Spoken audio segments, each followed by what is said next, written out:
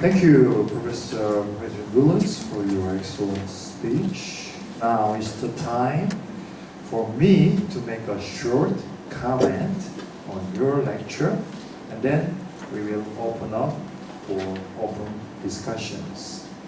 As you have my comment on that article, I will just read briefly, not the whole part, but some major parts. It was a great pleasure for me to read Dr. Willis's work on sola fide and the vocational ethics of responsibility and hope. I've learned a lot from his deep insights on Martin Luther's idea between sola fide and beruf. Indeed, the Reformation was not merely a movement to reform the church alone, but rather it was really total and fundamental transformation, ending the paradigm of vertical and authoritative hierarchy of medieval society and opening up a new, modern, horizontal and equal civil democratic society in Europe. In this sense, I think in addition to the idea of beruf, that Luther's view of the priesthood of all believers played a very important role. You can find that in the Bible, Exodus chapter 19, verse 6, also 1 Peter 2:9, and Revelation 5:10. Luther adduces a general priesthood in Christendom in his 1520 to the Christian nobility of the German nation, in order to dismiss the medieval view that Christians in the present life were to be divided into two classes, spiritual and secular. So he argued that all baptized Christians are priests, royal priests, and spiritual, equal with the Catholic priests in the sight of God. I skipped the quote here. You can read it. And then 2 months later, Luther wrote in his On the Babylonian Captivity of the Church, he said, I quote, "How then, if they are forced to admit that we are all equally priests, as many of us as are baptized, and by this way we truly are, while to them is committed only the ministerium, and consented to by us, nostro consensu. If they recognize this, they would know that they have no right to exercise power over us, except insofar as we may have granted it to them. For thus it says in Peter 2, you are a chosen race, a royal priesthood, priestly kingdom. In this way, we are all priests, as many of us as are Christians." I think this is really a revolutionary remark and idea that led the Reformation movement successful. So, this teaching became a central tenet of Protestantism. It gave laypersons and the clergy equal rights and responsibilities. It had very strong, far-reaching consequences, both within the Protestant churches and outside of them, with respect to the development of distinct political and societal structures. Luther's doctrine of the universal priesthood was revitalized in pietism in the Protestant churches. Philipp Jakob Spener, a German pietism leader, his book Pia Desideria claimed, and I quote, "The establishment and diligent exercise of the priestly priesthood," and later defended it in other writings against Lutheran Orthodoxy, particularly in the form of small groups for common biblical reading and mutual spiritual support. The idea became popular in the Protestant churches. Another German theologian, Johann Heinrich Wicheren, and his program of the Inner Mission, free association, was in its most beautiful way in the confirmation of the general priesthood of the faithful members of the community.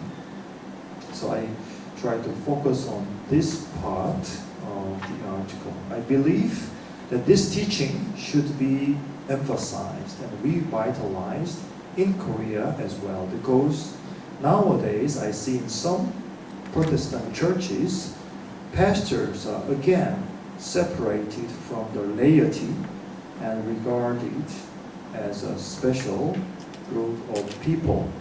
So we need another reformation here in Korea. And my last point, if I can find here, it's not here, but somehow I will try to find out in my lecture of Christian worldview to explain the idea of responsibility. Okay, so it's here. I normally explain the idea of responsibility in creation. So let's see where it is. Yeah. So normally I explain with this word. Maybe I can start from here with the Kuiper's idea of cultural mandate. And I explain that creation is designed to be developed as an open system. And that's why God has given us the cultural mandate in Genesis chapter 1, verse 28 and 2:15, to develop at the same time to preserve the creation of God. Therefore, we are called to be responding, being homo respondens. A famous expression of Henk Heersma, former professor of the Free University, who taught Herman Doivers a chair. And then we can find that the garden is developed into city in the book of Revelation. Therefore, we can say that God has called us as a responsible steward. And I always compare English with German. It can also be Dutch, because in the words responsibility, you can find two words: responsibility. You have the ability to respond to the word of God. But in German, you can always find the central word of God, Wort. Then you respond, Antwort. You are responsible. You verantworten and Verantwortlichkeit. So God's word, God's cultural mandate, God's commandments, God's plan is in the center, and we are created to respond as His steward, as His manager, right? So the whole life of ours are given to us as a gift, but with the mission. So Gabe with Mitaufgabe. So that's my comment on the idea of responsibility. So I fully agree with Bonhoeffer's idea, sola fide, together with love of Martin Luther and the full responsibility. So that's really deep insight, I think, of the Reformation doctrine sola fide in connection with love and the full sense of responsibility. And that changed the world, especially in Europe. When I saw many mature Christians in the Netherlands, Belgium, and Germany, they always emphasize this word. You have to behave responsibly. And they have a really high sense of responsibility. Whereas I see here in Korea sometimes the political leaders, church leaders, they have very low sense of responsibility. They don't take their full responsibility. They don't want to admit their mistakes. That's why we have this kind of political crisis in our country here, right? So we have to train here at the Handong Christian leaders with a full sense of responsibility. That is how we have to succeed. We have to make Reformation alive here after 500 years, so that we can also produce the second Martin Luther or second John Calvin. Thank you very much for your attention, and it is the end of my comments. Okay? Patrick, do you have any comments on my comments? Or No. if not, maybe we can open our podium to the whole audience. You're very helpful. Any questions, any comments, critiques, you can raise your hand and introduce yourself and ask questions to Professor Lewis. If some points are not clear, then you can also ask them again. Yeah. Professor Park, John Park from the law school. Hi, thank you very much for your lecture this morning and today. Really appreciate it for your visit to Hanyang University. My question is very practical, actually. It relates to this concept of vocation. And I think there's Christian popular literature seems to sometimes separate between the general will of God, the sense of God's general calling, sort of like what Dr. Choi talked about, the sense of royal priesthood of all believers, that we are all called to faithfulness, goodness, kindness, exercise fruits of the Spirit. We are called to, certainly share Christ's love to the world, etc. And that these things are certainly true of Christ calling for all his followers. But the subject matter that the students seem to be more interested in quite often is a more of a particularized, specific will of God. What is God's calling, vocational calling for me? What is his specific will? And when we look in the context of these time of Luther, whether it's the shoemakers or the blacksmiths, their job was pretty much set for them. Their vocation was pretty much already set for them, being by virtue of the fact that they were born into a particular family of trade. But in today's pluralistic society, especially in any given university, most of the students are constantly and consistently concerned about, like, what is God's calling for me? Am I in the right major? Am I choosing a right path towards being more faithful to God?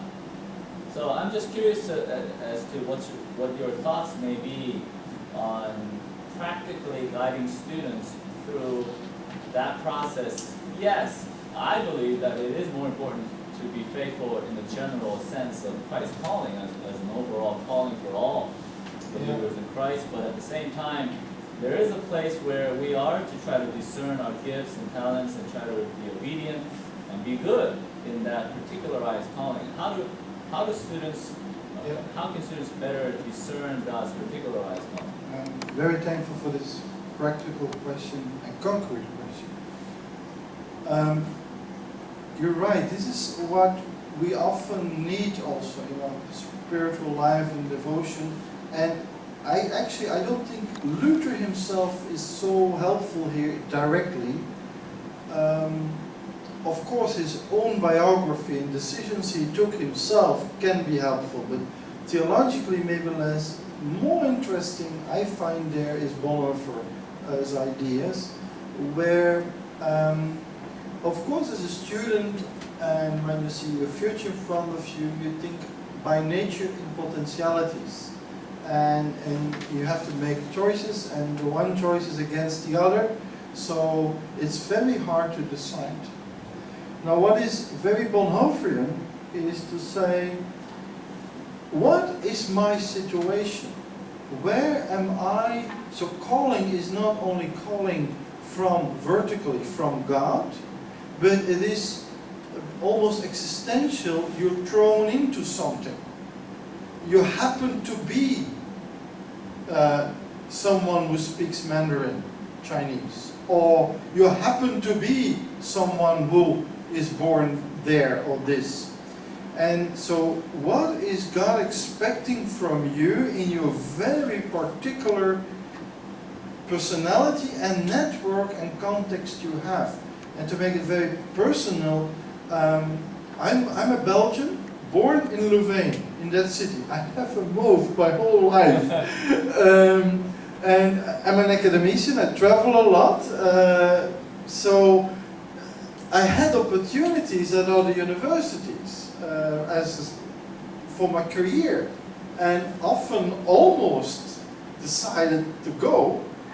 But several times I felt like somehow being a Belgian, and there are not many Belgian Protestants, I was the right person to lead our university also in the political area, because we have many Dutch and Africans or some Americans, and they cannot do that. They don't sense the whole political context of Belgium and the complexities, and they don't speak the right dialect. I mean, they speak and everybody understands them, but it's a foreigner speaking to them. So somehow I felt I'm called to do what I'm doing, although I prefer to do sometimes something else, or it was at least tempting to do.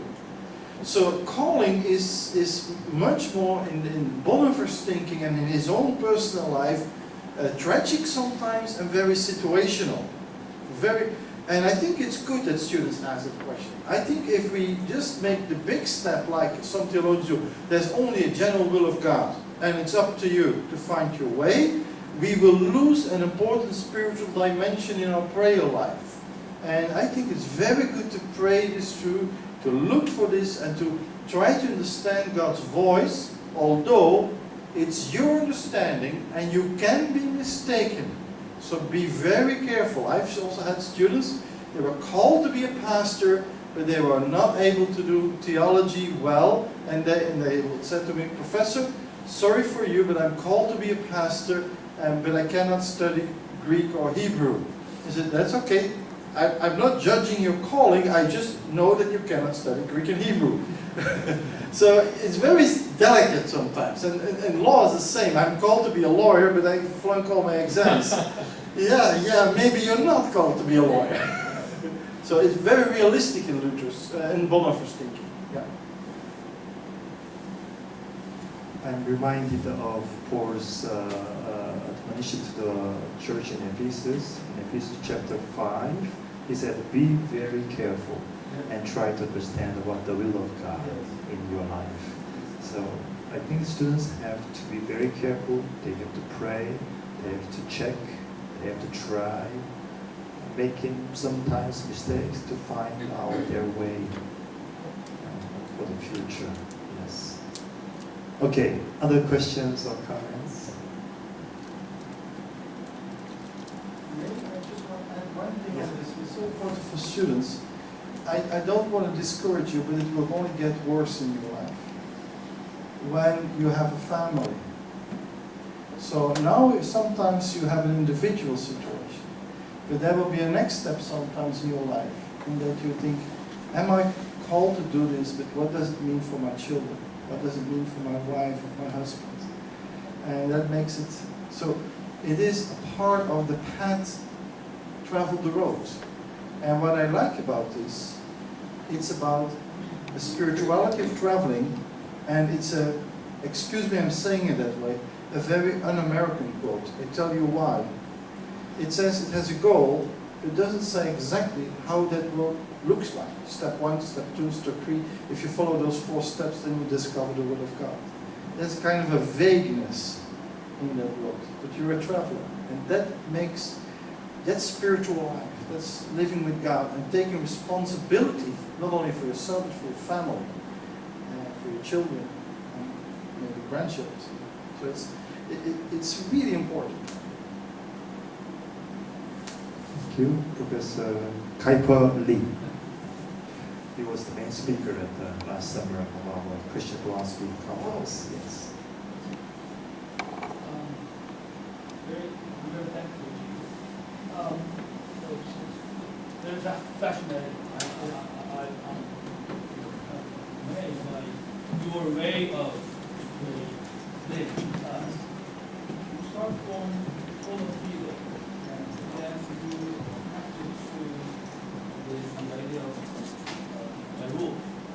kingdom here. And then, you know, Christocentric, you know, the culture, which you don't have Yes.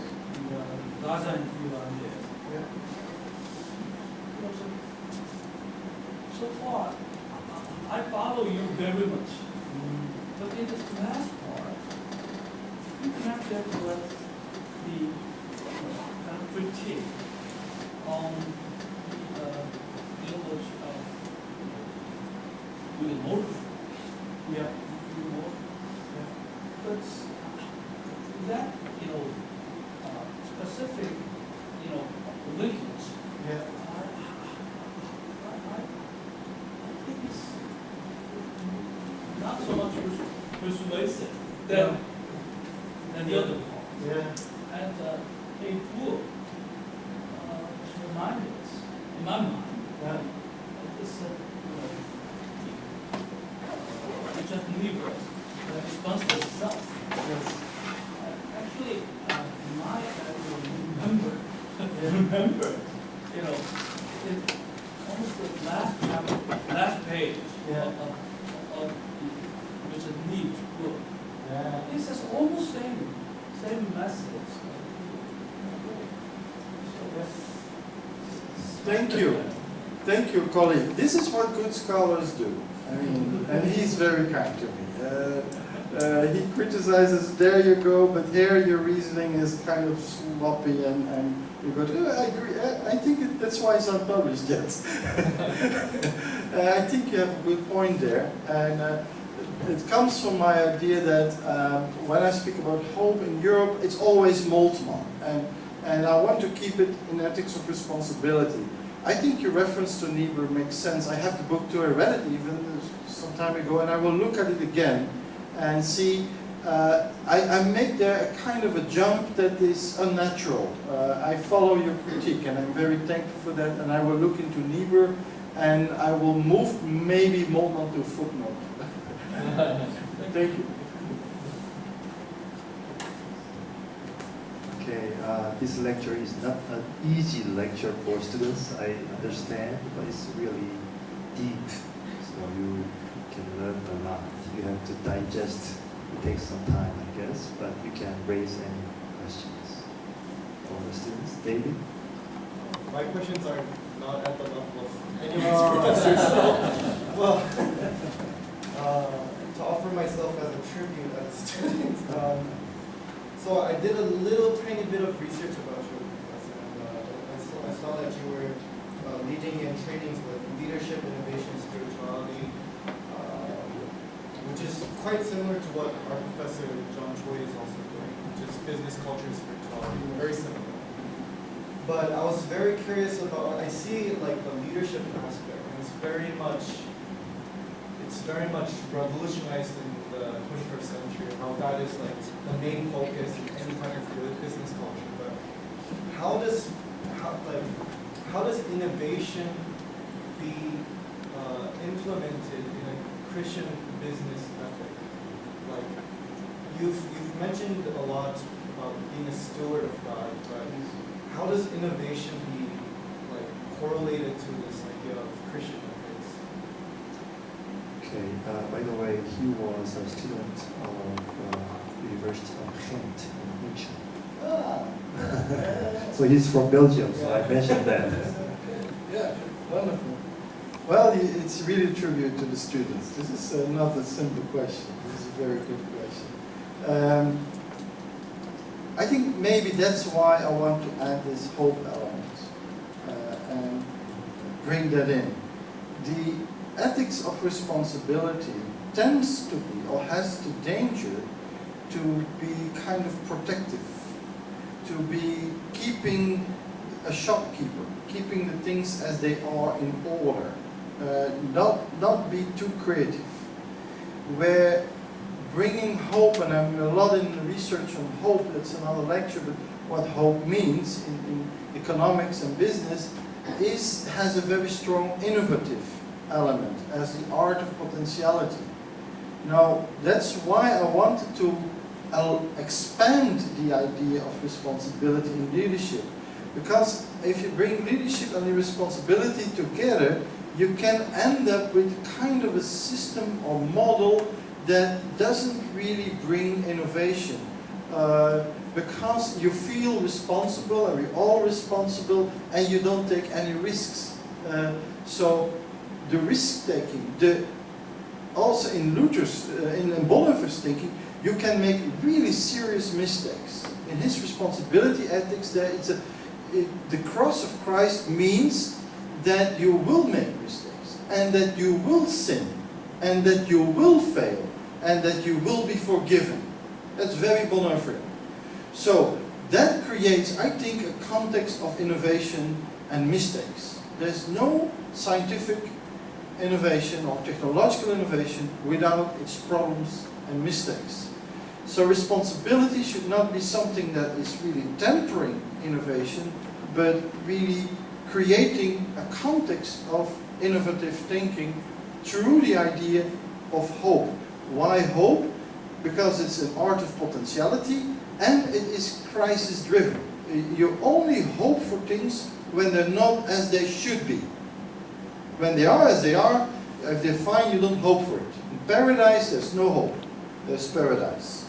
So you need a crisis. And secondly, you don't only need a crisis with hope, but you are engaged with it. You only, for instance, I don't like football or soccer. Honestly, I don't care. And so some of my friends say, oh, I hope this Anderlecht will win or Standard win. I don't care. I don't hope for that. I simply don't care.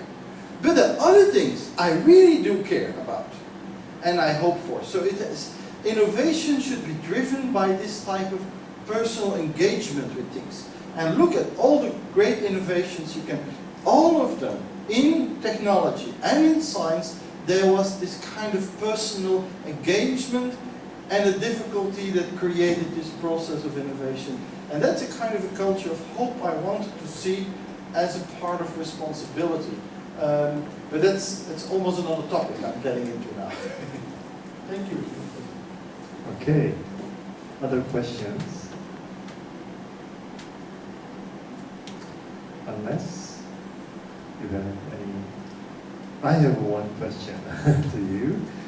We have discussed about the strong points of Martin Luther, I think, but he had also some weak points. I want to point out, maybe, I don't know whether it's appropriate or not, but his attitude toward the Jewish, it's kind of an anti-Semitism issue, right?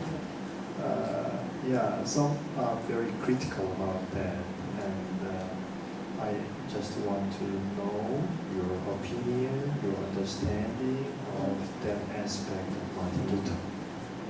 If you come in my office, you will see a big painting, not an original one, a copy, of Desiderius Erasmus. I am really a fan of Erasmus. But some people come from churches and they have no idea. And they say, oh, you have Luther on your wall. And I just don't respond. They think it's always Luther. Some even